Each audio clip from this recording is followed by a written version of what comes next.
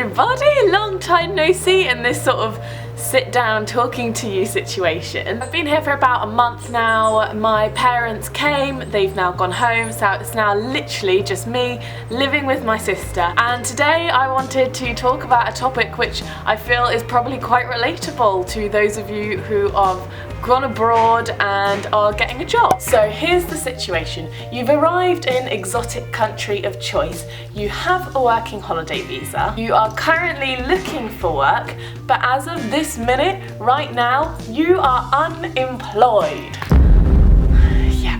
And that is my situation right now. You want to spend as little as possible while you're not earning yet, but you want to make the most of this expansive spare time that you've got. And so without further ado, these are my top 10 ways to make the most out of your time whilst you are unemployed. And that's besides continually throwing a ball to a dog. So tip number 1 is to walk absolutely everywhere. Even if you have easy access to public transport, it's cheap, whatever, just walk as much as you can because you will be saving as much money as possible. It's completely free, and it also allows you to completely explore the area around you.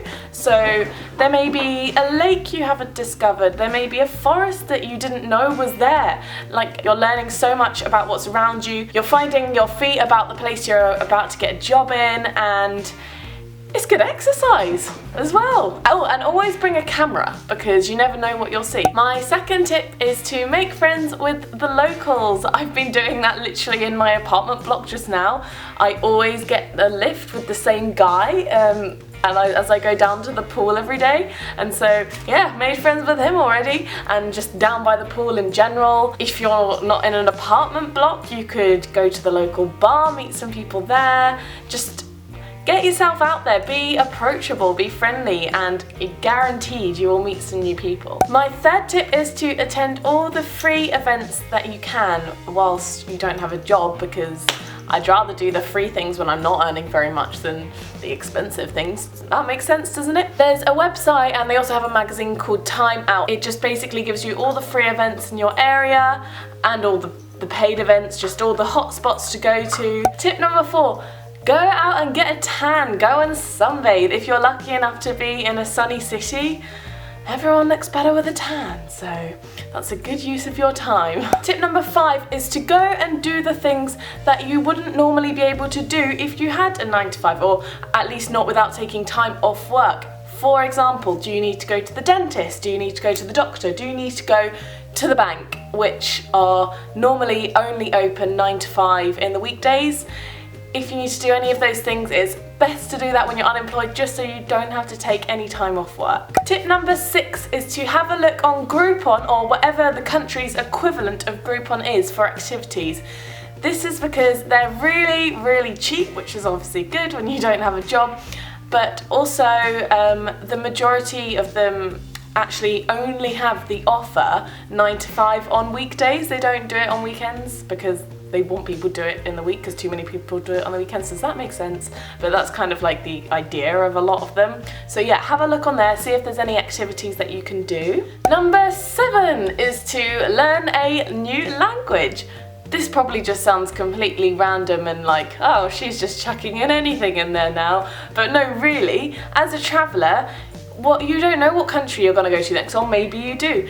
And whatever country it is, does it have a native language that is not your own, that you don't know?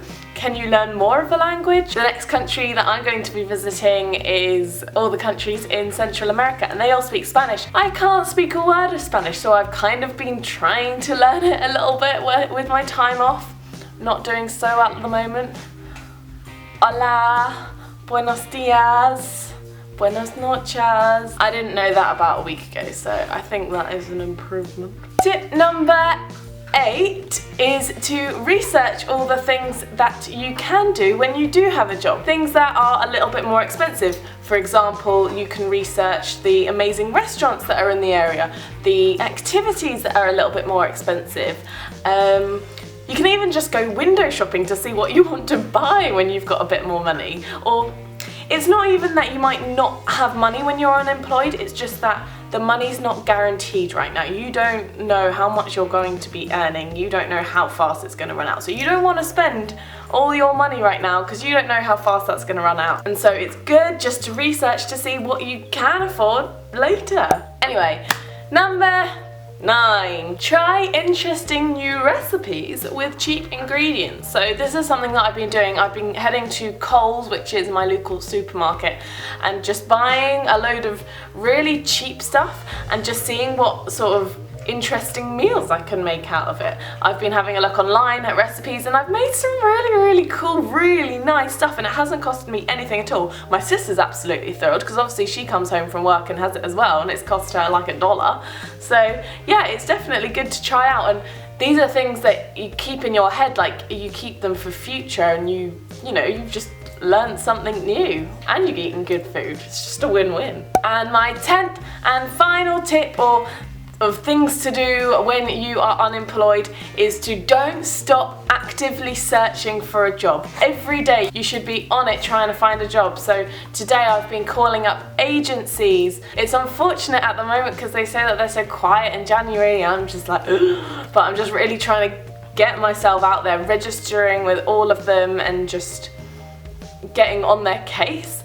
I also made a bunch of babysitting leaflets today, which I'm handing around all of the apartments. I have a lot of experience doing that, don't worry. I'm not so keen on this, but you could hand out leaflets for dog walking. This one is work enough. I'm not very good at controlling this dog, and so I don't think I'd be very good at controlling strangers' dogs. Ah! See, he just bites me. Don't bite me. What? Ah! What do you do? How do you control dogs? And this is why I don't hand out dog walking leaflets, because this is what I'd have. I'd probably have like 10 dogs just like everywhere, and I'd just be like, what? Calm down. Anyway, those were my 10 tips / things to keep you busy while you're unemployed.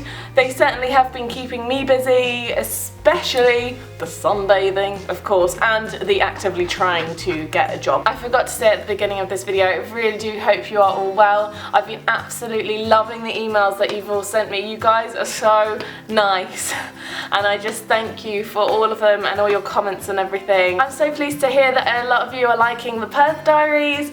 I've really enjoyed making those. Obviously, I'm still making them at the moment, and I am a few weeks behind, but I'm catching up, especially in these unemployed days. When my parents were here, it was just go activity, so I was filming, but not editing yet. So yeah, I hope you're all well. Happy travels. I hope you get a job soon if you're unemployed. Bye. Bailey's favourite food is cheese, so this is how I'm attempting to just tame him. Sit. High five. Handstand. Good boy. Now come sit again. Sit nicely. Sit nicely. Nicely. Oh. He handstands for me, but he doesn't sit nicely. I mean, I guess I'm the same. Just handstand. That was my handstand. It was really good. Bye.